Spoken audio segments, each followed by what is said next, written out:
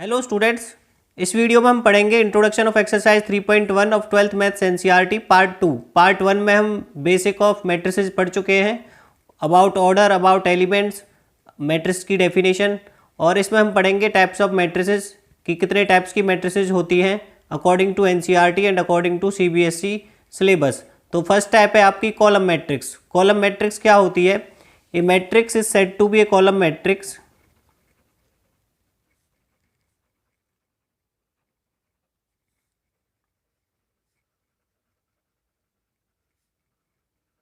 एक मैट्रिक्स को हम कॉलम मैट्रिक्स तब बोलते हैं if it has only one column. If it has only one column. Clear? केवल अगर उसमें एक कॉलम है तो हम उसको कॉलम मैट्रिक्स बोलेंगे।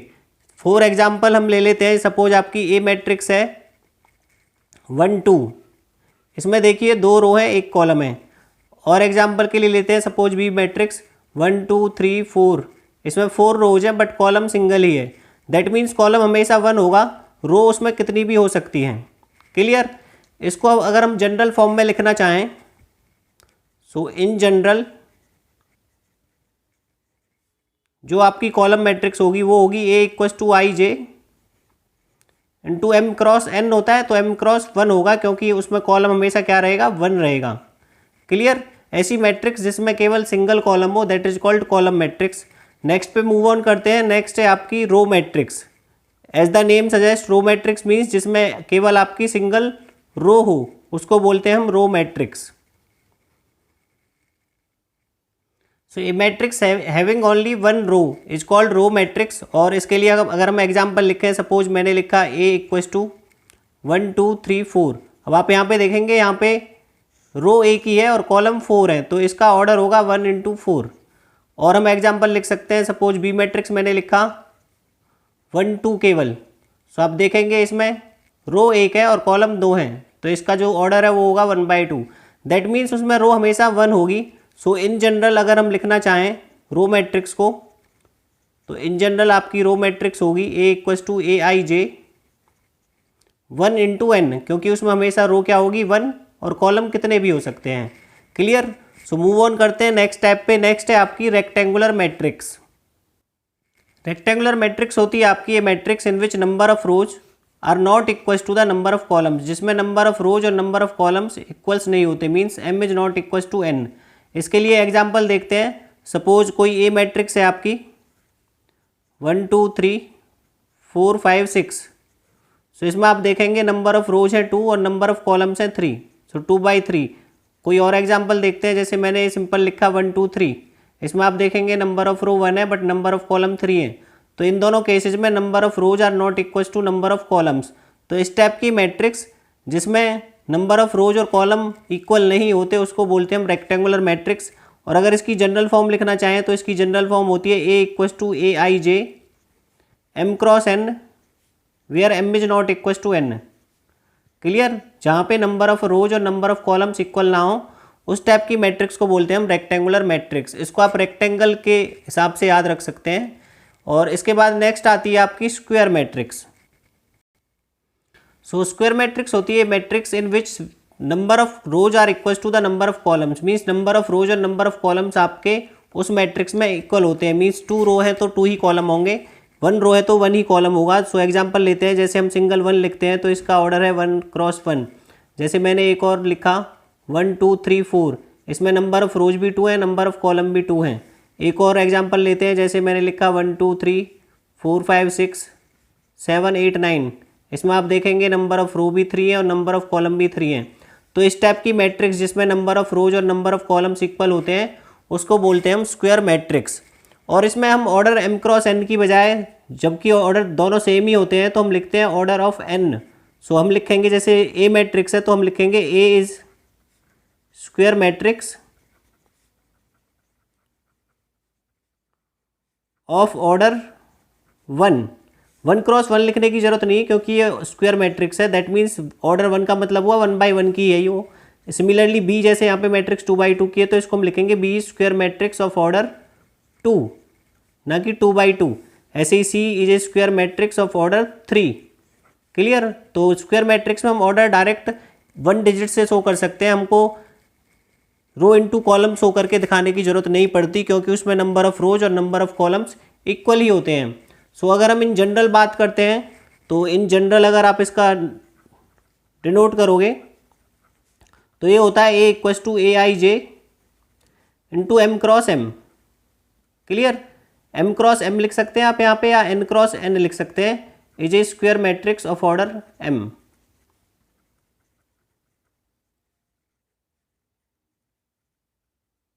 क्लियर? कहीं कहीं पे एन क्रॉस एन भी हो सकता है, क्योंकि बुक्स में हम एन को ही कॉलम लेते हैं, तो N cross N then it is a square matrix of order N. दोनों करेक्ट है, कोई भी आपका रॉन्ग नहीं है। इसके बाद हम स्क्वायर मैट्रिक्स की ही कुछ टाइप्स हैं उनको फर्दर स्टडी करेंगे, जो कि इंपॉर्टेंट भी है। सो उससे पहले हम पढ़ेंगे diagonal elements of a square matrix क्या होते हैं। So let's see the diagonal elements of a square matrix. Diagonal elements of a square matrix, अगर आपकी कोई matrix A equals to A I J की फॉर्म में जो square matrix of order N given है, then elements A11, A22, A33, ANN like this A44, A55 are said to be diagonal elements of that particular matrix। Example लेते हैं, suppose मैंने एक matrix ली 2x2 की ले लेते हैं 2 3 4 5। तो when I equals to J that is A11, A22, A33, ये जो एलिमेंट्स होंगे इनको बोलते हैं हम डायगोनल एलिमेंट्स। तो यहाँ पे जो A11 है वो क्या है 2 और A22 है 5। So these are called the diagonal elements. Clear? अगर सपोज हम एक एग्जांपल लेते हैं 3x3 का 1 2 3 4 5 6 7 8 9, तो इसमें जो 1 1 है 2 2 है और A33 एलिमेंट है, ये होंगे डायगोनल एलिमेंट्स। तो इनको बोलते हैं हम diagonal elements of a square matrix. यहाँ पे डायगोनल एलिमेंट्स हैं 1 5 और 9। क्लियर? आपको इस डायगोनल में देखना है कि कौन कौन से एलिमेंट्स हैं, और ये केवल स्क्वायर मैट्रिक्स के ही केस में होता है, ना कि किसी रेक्टेंगुलर मैट्रिक्स के केस में। क्लियर? सो डायगोनल मैट्रिक्स में इतना ही, डायगोनल एलिमेंट्स में फिलहाल इतना ही। अब हम आगे पढ़ेंगे diagonal matrix.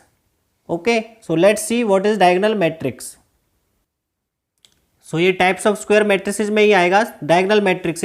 Square matrix is said to be diagonal matrix. Square matrix को हम डायगोनल मैट्रिक्स बोलते हैं if its non diagonal elements are zero.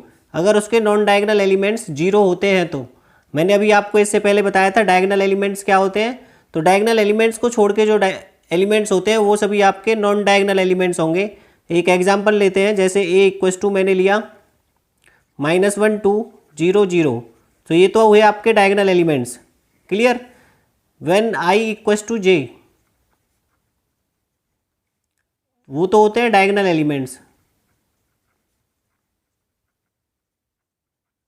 जैसे आपका A11, A22, A33, A44 and so on up to ANN। Clear? When I is not equals to J, these are called non diagonal elements.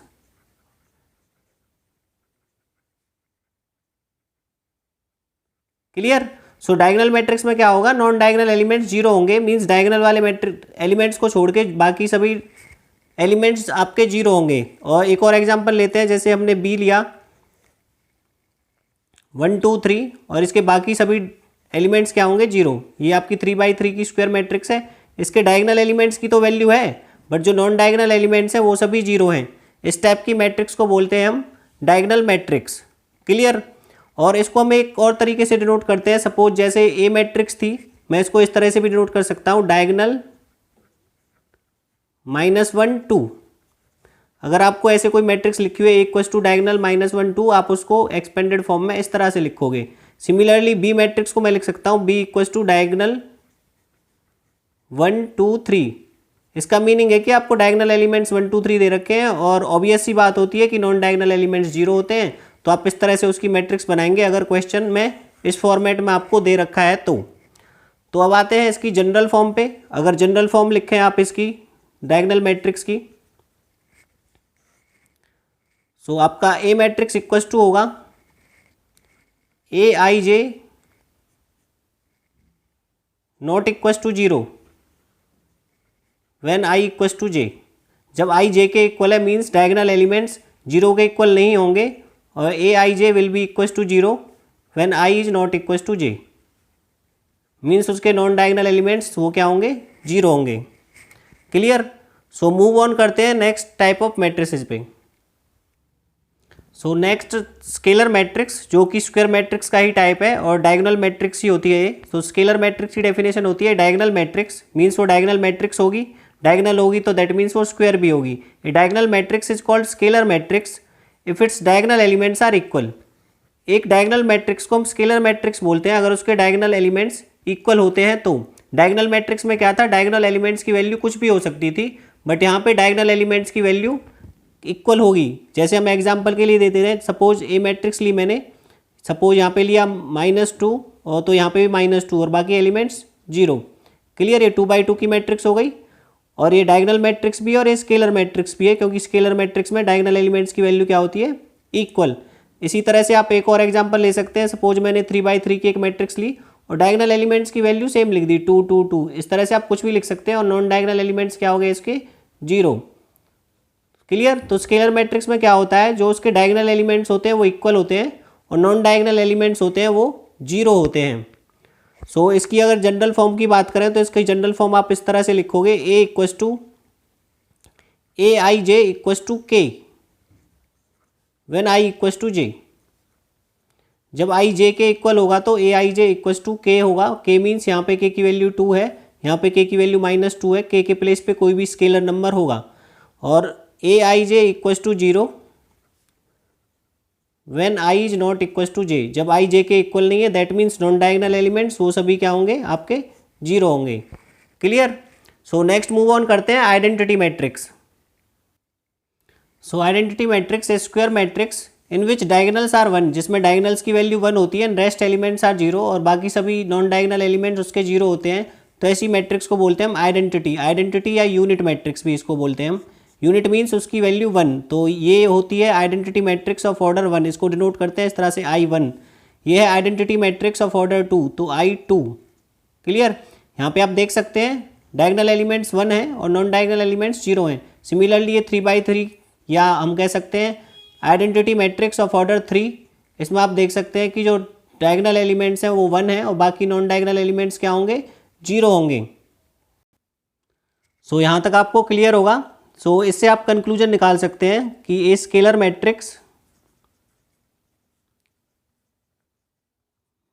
Is identity matrix when k is 1। मैंने आपको इससे पहले general form लिखवाई थी, उसमें अगर k 1 होगा तो स्केलर मैट्रिक्स ही क्या होगी, आइडेंटिटी मैट्रिक्स। अगर अब हम इसकी जनरल फॉर्म की बात करें आइडेंटिटी मैट्रिक्स की, तो ये होगी आपकी A equals to A I J equals to 1 when I equals to j and aij equals to 0 when I is not equals to j। Clear. और यहाँ से आप कह सकते हैं every identity matrix is a scalar matrix but every scalar matrix is not a identity matrix. So move करते हैं next type of matrix पे। नेक्स्ट टाइप है आपकी जीरो या नल मैट्रिक्स। जैसे नेम से ही सजेस्ट होता है कि जीरो या नल मैट्रिक्स वो होती है जिसमें सभी एलिमेंट्स 0 होते हैं। A matrix in which all elements are 0, in which all elements are 0।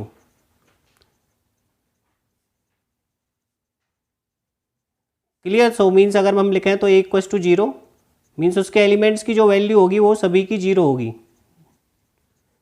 या फिर हम कुछ भी लिख सकते हैं तो सभी एलिमेंट्स क्या है, 0। तो इस टाइप की मैट्रिक्स को बोलते हैं हम नल या जीरो मैट्रिक्स। इसी के साथ आपकी according to NCERT types of matrices complete हो जाती हैं। इसके अलावा और भी मैट्रिसेस होती हैं आरडी शर्मा में, बट अकॉर्डिंग टू सीबीएसई और एनसीईआरटी आपके लिए इतना काफ़ी है। सो देखते हैं, एक बार दोबारा से मैं रिवाइज करा देता हूँ। फर्स्ट थी आपकी कॉलम मैट्रिक्स जिसमें सिंगल कॉलम था, फिर थी आपकी रो पहले कॉलम थी जिसमें सिंगल कॉलम था, सेकंड थी आपकी रो मैट्रिक्स जिसमें सिंगल रो थी, थर्ड था आपका रेक्टेंगुलर मैट्रिक्स जिसमें m is not equals to n, फिर था आपका स्क्वायर मैट्रिक्स जिसमें m इक्वस टू n होता था, और उसके बाद स्क्वायर मैट्रिक्स में आपने पढ़ा डायगोनल मैट्रिक्स जिसमें डायगोनल एलिमेंट्स की कुछ वैल्यू होती थी, बाकी सभी 0 होते थे। फिर स्केलर मैट्रिक्स में सभी डायगोनल एलिमेंट्स की वैल्यू इक्वल होती थी, और उसके बाद आपने पढ़ा आइडेंटिटी मैट्रिक्स जिसमें डायगोनल एलिमेंट्स की वैल्यू 1 होती थी और नॉन डायगोनल एलिमेंट्स 0 होते थे। ये सभी स्क्वायर मैट्रिक्स का ही पार्ट है। और आपने लास्ट में पढ़ा नल या जीरो मैट्रिक्स जिसमें सभी एलिमेंट्स क्या होते थे, 0। सो एक स्क्वायर मैट्रिक्स का एग्जांपल लेता हूँ मैं, जैसे कि मैंने लिया 1 2 3 4 5 6 7 8 9, ये आपकी स्क्वायर मैट्रिक्स है ऑफ ऑर्डर 3। अगर आपको इसको डायगोनल मैट्रिक्स में चेंज करना है तो आपकी होगी ये 1 5 9 और बाकी एलिमेंट्स क्या हो जाएंगे आपके 0। क्लियर। तो ये हो गई आपकी डायगोनल मैट्रिक्स।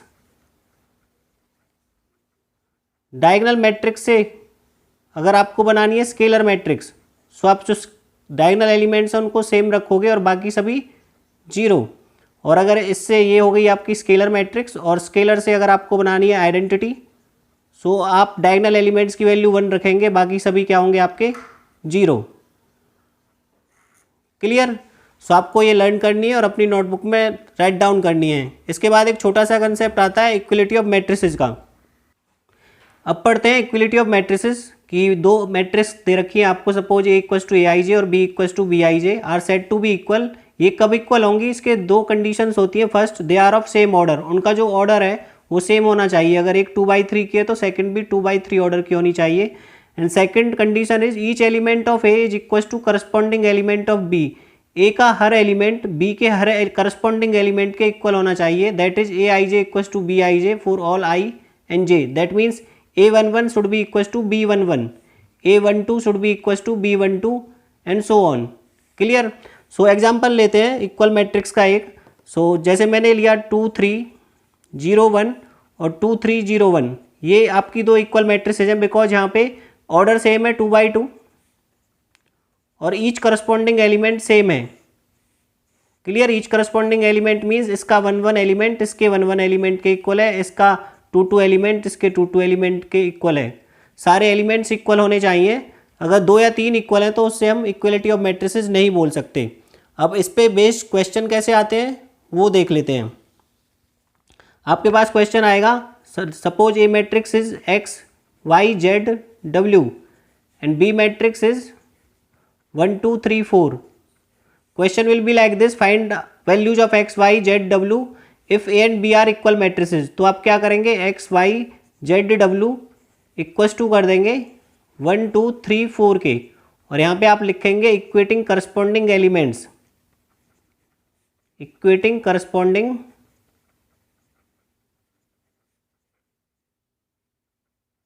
एलिमेंट्स।